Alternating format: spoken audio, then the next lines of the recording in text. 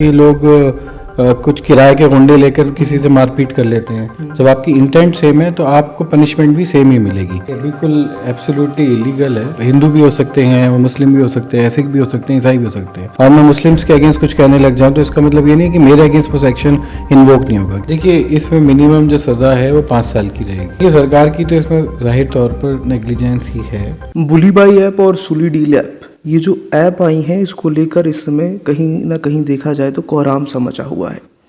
और जिस तरीके से इस ऐप पे टारगेटेड सिर्फ मुस्लिम महिलाओं की बिक्री के लिए, नीलामी के लिए जो तस्वीरें लगाई गई, और उन तस्वीरों में जिस तरीके से जो पत्रकार हैं, रेडियो जॉकी पे जो काम करती हैं, और ख़ास करके सोशल एक्टिविस्ट, खास करके मुस्लिम महिलाओं में जो इस तरीके से जो उभर कर सामने आ रही हैं, उनकी तस्वीरों को छेड़छाड़ करके वहाँ पे लगाया गया। और साथ ही एक नीलामी की बोली भी लगाई गई, जिसको लेकर गिरफ्तारी हुई है। 5 लोग गिरफ्तार भी हुए हैं, इंदौर, उत्तराखंड और असम से भी। लेकिन अब यहाँ पर मुद्दा ये उठता है कि आखिरकार इसका कानूनी तरीका क्या है, यानी कि कानून की नज़रों में ये जो लोग हैं और इनके साथ जो लोग जुड़े हुए थे और जिन लोगों ने इनका समर्थन किया सोशल मीडिया से या फिर फिजिकली किसी और कॉन्टेक्ट के तहत, क्या उन पर कौन सी कार्रवाई हो सकती है, या फिर उन पर कब और किस तरीके से जो अदालत है, जो न्यायिक प्रक्रिया है वो जो चल रही है, उस पर कब कौन सा फैसला आ सकता है। इसी पूरे मामले को लेकर कानूनी नज़र से देखने के लिए आज हमारे साथ मौजूद हैं अमन उस्मान सर, जो कि एक क्रिमिनल लॉयर हैं और पिछले 18 सालों से दिल्ली हाई कोर्ट और जो दिल्ली की कोर्ट्स है उसमें प्रैक्टिस कर रहे हैं क्रिमिनल लॉयर में। सर, आपका बहुत बहुत स्वागत है। थैंक यू सर, पहले तो हमें ये बताइए कि जिस तरीके से मुस्लिम महिलाओं की बोली लगाई गई, तो क्या हमारे देश में किसी महिला की बोली लगाना, खास करके इस तरह से ऑनलाइन प्लेटफॉर्म पे, ये लीगल है या फिर इलीगल है? नहीं, ये बिल्कुल एब्सोल्युटली इलीगल है और लॉ फॉरबिड करता है, इस चीज़ को मना करता है कि आप किसी भी इंसान की कोई बोली या सेल इस तरीके से इंडिया में आप नहीं कर सकते। तो जो पुरुष हैं तो उनकी अगर बोली लगाई जाती है और महिलाओं की जो बोली लगाई गई है, तो क्या दोनों के लिए कानून बराबर है या फिर यहाँ अलग अलग है? नहीं, कानून दोनों के लिए बराबर है। वो आप पुरुष हो या महिला हो, किसी को भी आप इस तरीके से सेल या बोली लगाकर आप उसको बिकवाई नहीं कर सकते। इनफैक्ट इंडिया में जो अभी एग्जिस्टिंग लॉज हैं उनके हिसाब से कोई भी इंसान की कोई किसी भी तौर पर ना, मतलब बोली के तहत ही नहीं, इवन अदरवाइज ऑल्सो आप उसको कोई सेल आउट नहीं कर सकते। तो जिस तरीके से सर इन्होंने पूरा ऑनलाइन एक प्लेटफॉर्म क्रिएट किया, वहाँ पर इन्होंने बकायदा उस चीज़ को लेकर फोटोज़ भी अपलोड की, और ये अभी का मामला नहीं है, ये 2019 नवंबर के महीने में बताया जा रहा है कि ऐप क्रिएट हुआ। फिर 6 जुलाई 2020 को पहला मामला भी सामने आया, उस समय भी FIR वगैरह दर्ज हुई, लेकिन अभी तक कोई ऐसी बड़ी कार्रवाई नहीं हुई है जिस तरीके से अब देखा गया। तो जो इन्वेस्टिगेटिंग ऑफिसर हैं इसको लेकर, तो क्या उनकी भी ये गलती है, उनके खिलाफ भी कुछ कार्रवाई हो सकती है? देखिए, सरासर तौर पर ये जो इन्वेस्टिगेटिंग ऑफिसर थे उनकी गलती है। जब उन्होंने देखा था पहली बार में ही कुछ ग्रुप्स जो है या कुछ लोग मिलकर एक ग्रुप बनाते हैं और वो एक पर्टिकुलर जो कम्युनिटी है उसकी फीमेल्स को टारगेट कर रहे हैं, ये मुद्दा बहुत बड़ा था। उसी टाइम पर इसको हैंडल कर लेना था तो ये सेकंड टाइम ऑफेंस नहीं कमिट होती। जो इसमें इन्वेस्टिगेटिंग एजेंसीज हैं उनका नेग्लिजेंस था, और लॉ में प्रोविज़न है ऐसी सिचुएशन के अंदर, लॉ में जो रिसेंटली एडिड सेक्शंस हैं उनके तहत जो इन्वेस्टिगेटिंग एजेंसीज हैं या जो पर्टिकुलर लोग हैं जो IOs हैं उनके अगेंस्ट में कार्रवाई करी जा सकती है, जिसमें 6 महीने तक की सज़ा है, क्योंकि नेग्लिजेंस इसमें वो जो पुलिस है उसका साफ तौर पर नज़र आ रहा है। और खास करके जो लोग पकड़े गए हैं, यानी कि जो आरोपी हैं, जो अक्यूज्ड हैं इस पूरे केस में, अगर देखा जाए तो पर्टिकुलरली किसी एक रिलीजन से, हिंदू रिलीजन से हैं, और उन्होंने जो क्राइम कमिट किया है वहाँ पे मुस्लिम महिलाओं को टारगेट किया है। तो यहाँ पर कुछ लॉ में क्या कुछ ऐसे भी कानून है कि आप धर्म के आधार पर किसी धर्म को अगर बदनाम करने या फिर टारगेट करने की कोशिश करते हैं तो क्या वो भी इसमें लग सकते हैं वो धारा? जी, वो धाराएं लगी हुई हैं शायद इसमें। बेसिकली जो अक्यूज्ड है उनके रिलीजन या उनकी कम्युनिटी का बहुत ज़्यादा हमें नहीं सोचना चाहिए, क्योंकि वो कुछ भी हो सकते थे, वो हिंदू भी हो सकते हैं, वो मुस्लिम भी हो सकते हैं, सिख भी हो सकते हैं, ईसाई भी हो सकते हैं। बात है मेंटेलिटी की, जो एक मेंटेलिटी है जो आप एक पर्टिकुलर कम्युनिटी के अगेंस्ट रख रहे हैं, उसके लिए है, जो उसके आप सेंटिमेंट्स को भी हिट कर रहे हैं और जो उसमें लोग कुछ आगे बढ़ना चाहते हैं, स्पेशली वुमेन, आप उसको मानसिक तौर पर और सोसाइटी के तौर पर आप उसको हार्म करना चाह रहे हैं।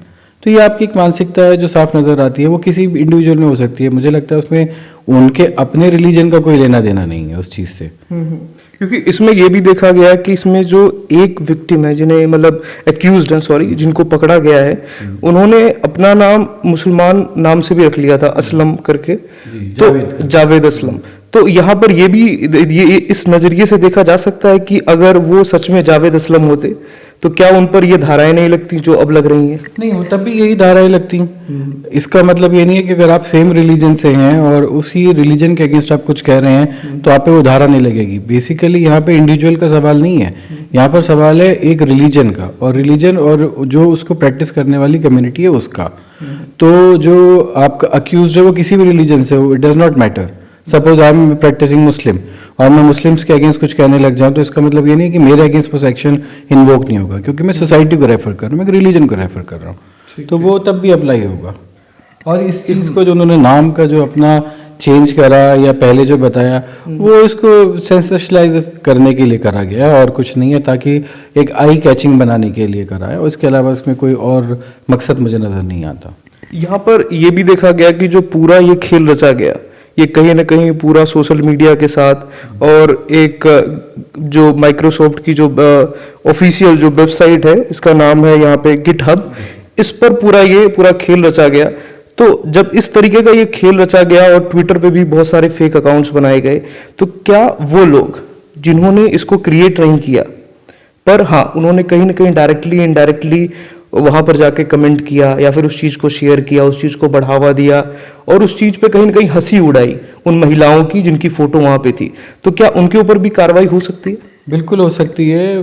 देखिए, लॉ में प्रोविजन है, आप डायरेक्टली या इनडायरेक्टली इन्वॉल्व हैं, आपका रोल अलग हो सकता है बट आपकी इंटेंट सेम है। जब आपकी इंटेंट सेम है तो आपको पनिशमेंट भी सेम ही मिलेगी। आपने कई बार सुना होगा कि लोग कुछ किराए के गुंडे लेकर किसी से मारपीट कर लेते हैं, तो इसका मतलब ये नहीं है कि जिसने किराए पे लिया वो सज़ा का हकदार नहीं है। तो इसीलिए लॉ में एक प्रोविजन है कॉन्स्पिरेसी के लिए 120B exclusively there is a section. अब यहाँ पर क्वेश्चन दो आ जाते हैं जो आपने मुझसे बात कही, एक जो पर्पसफुली जिनकी इंटेंशन थी इसको प्रमोट करने की, एक वो लोग जिनको पता नहीं था बट बाद में जब उनके सामने एक आउटकम आई, यानी कि इस तरीके का कोई चीज़ आई और उन्होंने फिर भी उसको प्रमोट करा। तो लॉ में दोनों की लाइबिलिटी अलग अलग है। एक जो आदमी शुरू से साथ में है और उसको कॉन्स्पिरेसी कर रहा है और उसको प्रमोट कर रहा है, उसकी लाइबिलिटी अलग है। बट एक आदमी कॉन्स्पिरेसी में शामिल नहीं है बट उसको लगता है कि नहीं ये तो ठीक है, वो अपने तौर पर उसको प्रमोट कर रहा है, तो उसके लिए लाइबिलिटी क्रिमिनल लॉ में अलग है। तो वो एक गवर्न होगा 505 से और दूसरा गवर्न होगा 120B से। ठीक, तो क्या हम ये भी जान सकते हैं कि जिस तरीके से जिन जिन धाराओं में इन 5 लोगों पर जो केस बुक किया गया है, और भी लोग हैं जो उनके साथ हैं, उनकी तलाश की जा रही है ताकि वो भी पकड़े जाएं, तो अगर कार्रवाई होती है, चार्जशीट फाइल होती है और मामला जज के सामने जाता है और जज भी इस पे कुछ फैसला सुनाते हैं, तो ऐसे लोगों को मिनिमम कितने साल की सजा सुनाई जा सकती है? देखिए, इसमें मिनिमम जो सज़ा है वो 5 साल की रहेगी, और जो इसके को कॉन्स्पिरेटर हैं ये सब भी उसी श्रेणी में फॉल करते हैं, आई मीन उसी कैटेगरी में आते हैं जिसमें मेन लोग जिन्होंने वेब ऐप जो है डिज़ाइन करी है। तो ये सब लोगों को कम से कम 5 साल की सज़ा तो आप मान के चलिए कि होगी, अगर प्रोसिक्यूशन फेयरली इन्वेस्टिगेट करे और सारे लिंक्स जो हैं उनको आपस में कनेक्ट करे और एक फेयर प्रोसिक्यूशन हो, तो ये ज़रूर सज़ा मिलेगी इन लोगों को। और जो अभी जैसे जो इससे पहले जो मैंने सवाल पूछा था कि जो लोग इनके साथ थे, यानी कि जो जाने अनजाने में कमेंट कर रहे थे पर मानसिकता उनकी सेम थी, उसको कहीं ना कहीं प्रमोट कर रहे थे, हंसी उड़ा रहे थे उन चीजों को देख के, अगर वो पकड़े जाते हैं तो उन पे क्या कार्रवाई हो सकती है और कितनी सजा उनकी हो सकती है? उनके ऊपर भी कार्रवाई इसी FIR के तहत हो सकती है, क्योंकि वो इसको सर्कुलेट कर रहे हैं, तो उनके लिए सज़ा का प्रावधान 505 के अंदर, जैसे मैंने आपको भी बताया, वो है, और उसमें 3 साल की सज़ा है। अब यहाँ पर एक सवाल और भी उठता है, बीच में ही था लेकिन थोड़ा सा वो लास्ट तक पहुंच गया, कि यहाँ पर जो मुस्लिम महिलाएं हैं कहीं ना कहीं उन्होंने एफआईआर करवाया और पहला मामला जुलाई में आया, पर जो पूरी कार्रवाई है काफी लेट हुई है, और साथ ही साथ यहाँ पे सरकार की तरफ से भी ऐसा कोई एक्शन नहीं लिया गया, क्योंकि बहुत सारे मामले ऐसे होते हैं कि जहां पर पर्टिकुलरली किसी समुदाय को टारगेट किया था, सरकार खुद केस करती है उन सब चीजों पे। तो यहाँ पे जो सरकार की जो नेग्लिजेंसी है, तो क्या कोर्ट और कानून इसके ऊपर कुछ एक्शन ले सकता है? देखिए, सरकार की तो इसमें जाहिर तौर पर नेग्लिजेंस ही है, क्योंकि जब सरकार को पहली बार ही पता लग गया था कि कुछ ग्रुप या कुछ लोग जो हैं इस तरीके से एक पर्टिकुलर रिलीजन को टारगेट कर रहे हैं, डिसहार्मनी क्रिएट करने की कोशिश कर रहे हैं, तो गवर्नमेंट को फ़ौरन एक्शन लेना चाहिए था, और इसको कम्प्लीटली ना कि सिर्फ बैन करना था, इस पूरी कॉन्स्पिरेसी को अनर्थ करके जो उसके रियल परपिटेटर थे उनको पकड़ लेना चाहिए था, ताकि ये चीज़ें दोबारा ना हो। बट अब सरकार ने एक्शन नहीं लिया, एक एजेंसी को दे दिया। पहली बात तो यह, ऐसी ऑफेंसेस के अंदर इन्वेस्टिगेशन जो है वो किसी सेंट्रल एजेंसी ने करना चाहिए, क्योंकि आप स्टेट लेवल पर अलग अलग स्टेट्स में जाकर आप केसेस करते रहेंगे, वो एक जगह से छूटेंगे, एक जगह की एविडेंस दूसरी जगह काम में आ जाएगी उनके। There are many factors which are involved in different trials. तो कोशिश यही होनी चाहिए गवर्नमेंट की, आज इसके इन्वेस्टिगेशन को किसी सेंट्रल एजेंसी को दे दें। एक बात, गवर्नमेंट ने जो गलती करी है वो अब उसको ठीक करने का टाइम आया है। इन्वेस्टिगेशन को एक्सपेडाइट कर जो इसके रियल अक्यूज्ड हैं, जो इसमें इन्वॉल्व हैं और जो मानसिकता रखते हैं, उनको सख्त से सख्त सज़ा देकर लोगों के अंदर एक मैसेज जाना चाहिए कि हम एक सेकुलर कंट्री हैं और किसी के रिलीजन को इस तरीके से हमें टारगेट करने का कोई हक नहीं है। तो ये एक सवाल यहाँ पर ये भी है कि जो ये पूरा प्लेटफॉर्म था, जैसे कि ट्विटर भी एक प्लेटफॉर्म है, और ऊपर से जिस पे इन्होंने अपनी साइट और लिंक जो क्रिएट की माइक्रोसॉफ्ट की गिटहब, वो भी एक प्लेटफॉर्म है। तो क्या ऐसे में भारत सरकार या फिर जो कानूनी तरीका है उन प्लेटफॉर्म पर भी एक्शन ले सकता है?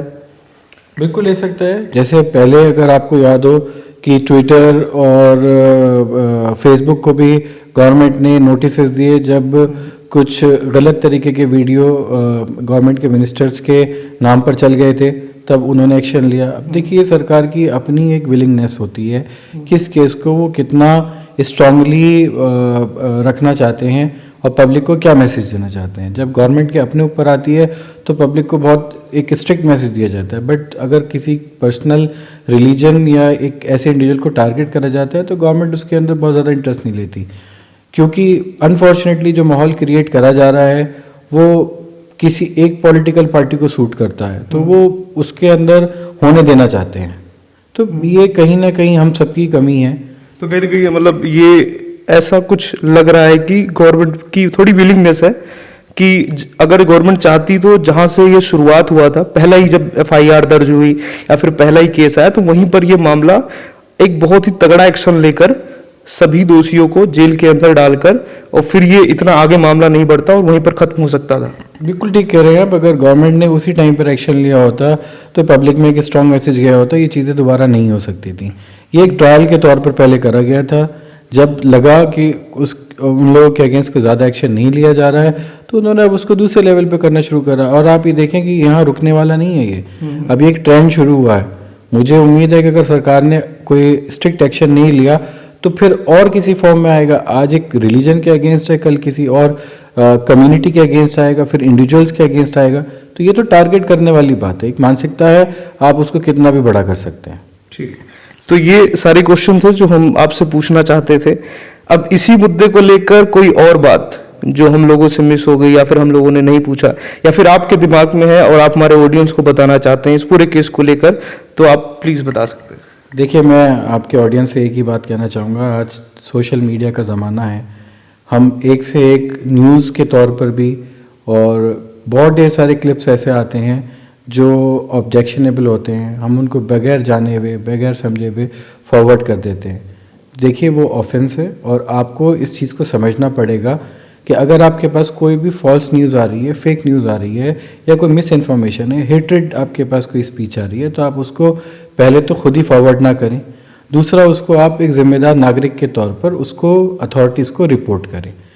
ये हमारा जो समाज है वो बहुत सेंसिटिव समाज है, सभी तरीके के लोग रहते हैं, हमें हर रिलीजन की इज़्ज़त करनी चाहिए और उसी के तहत एक दूसरे के साथ खड़े होना चाहिए, ताकि कि अगर किसी के भी रिलीजन के अगेंस्ट कुछ गलत कहा जाए, वो दोनों तरफ है। ऐसा नहीं है कि अगर कोई हिंदू के अगेंस्ट कुछ कहा गया है और मुस्लिम उसको प्रमोट करें तब भी वो इक्वली ही गलत है। तो यहाँ लॉ सबके लिए बराबर है और सबको ही एक दूसरे के साथ देकर आगे चलना है और गलत चीज़ों को आगे नहीं बढ़ा देना चाहिए। Thank you so much sir आपका हमें ये समय देने के लिए। तो हमारे साथ थे अमन सर जो कि क्रिमिनल लॉयर हैं। इन्होंने जो बुली ऐप है, जो सुली ऐप है, इसको लेकर पूरा विस्तार से कानून क्या कहता है और किस तरीके से सरकार अगर इस पर पहले एक्शन लेती, यानी जब जुलाई में जब पहला मामला रिपोर्ट हुआ था, मुस्लिम महिलाओं ने जब FIR लिखवाई थी, उसी समय अगर सरकार खुद से इनिशिएटिव लेती तो एक बड़ा ही स्ट्रॉन्ग मैसेज जाता उन दोषियों के दिमाग में कि इस तरीके से अगर भारत में वो किसी भी कम्युनिटी के खिलाफ नफरत फैलाने की कोशिश करेंगे तो सरकार उनका जो हाल करेगी। अगर पहले से ये करके हो जाता और सरकार इनिशिएटिव लेती, जो इन्वेस्टिगेशन एजेंसियाज हैं अगर वो अपने से खुद से इनिशिएटिव लेती तो आज ये दिन नहीं आते। इससे पहले ही ये मामला कहीं ना कहीं रफा दफा हो जाता और जो दोषी थे वो आज जेल में होते, जिस तरीके से अभी उनकी पकड़म पकड़ाई चल रही है।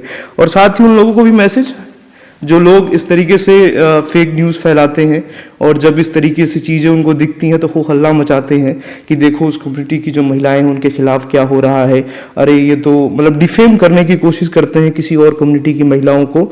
आप लोग भी सावधान रहें क्योंकि आप लोगों के भी खिलाफ कानून में धाराएं हैं जिससे आप पे भी कार्रवाई हो सकती है। तो कैसी लगी आपको ये रिपोर्ट हमें लिखकर जरूर बताएं और क्या कुछ है आपकी राय बुली और सुली ऐप को लेकर ये भी हमें बताएं और देखते रहें जनता कनेक्ट ऐसी खबरों के लिए। धन्यवाद।